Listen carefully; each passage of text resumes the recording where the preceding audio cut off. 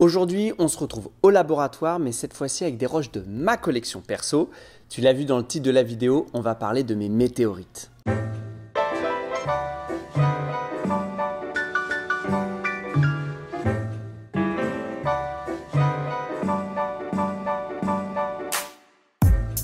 Alors avant toute chose, je voulais revenir sur les thèmes d'astéroïdes et de météorites.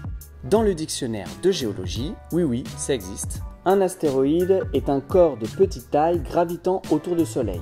Ils sont souvent nombreux entre Mars et Jupiter. Alors qu'une météorite correspond dans son sens restreint à un objet venu de l'espace. Donc pour résumer, un astéroïde c'est un bloc qui voyage dans l'espace. Et quand il tombe sur Terre, on appelle ça une météorite. La première que j'ai apportée est une chondrite.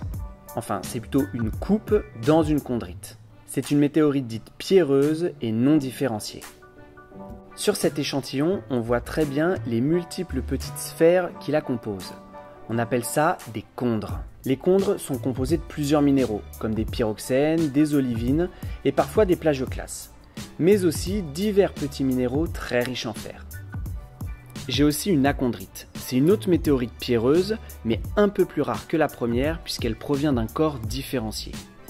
Comme son nom l'indique, il n'y a pas de chondre, mais toujours de l'olivine, des pyroxènes, et cette fois-ci une concentration en métal relativement faible. Celle-ci, elle est vraiment trop stylée, c'est une sidérite, une météorite ferreuse différenciée. Elle est constituée d'un alliage composé en moyenne de 90% de fer et 10% d'autres métaux, comme le nickel, l'iridium, le chrome ou le gallium. Ce qui la rend vraiment superbe, ce sont tous ces motifs, qu'on appelle des figures de Thomson ou de Widmanstatten. Elles se forment au moment de la cristallisation par refroidissement de l'alliage. Et tout naturellement, j'ai gardé le meilleur pour la fin avec la plus belle pièce de toute ma collection, c'est ma palasite.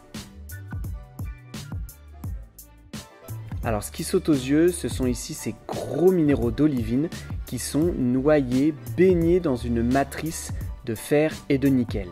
C'est pour ça qu'elle appartient à la famille des lithosidérites. Les palasites sont les plus rares puisqu'elles ne représentent que 1% des chutes de météorites.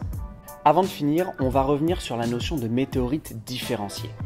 Au moment de la formation du système solaire et sous l'effet de la gravité, des blocs de chondrites et des poussières se sont regroupés, formant ainsi des astéroïdes de plus en plus gros. C'est ce qu'on appelle l'accrétion. Arrivé à une certaine taille, il y a différenciation.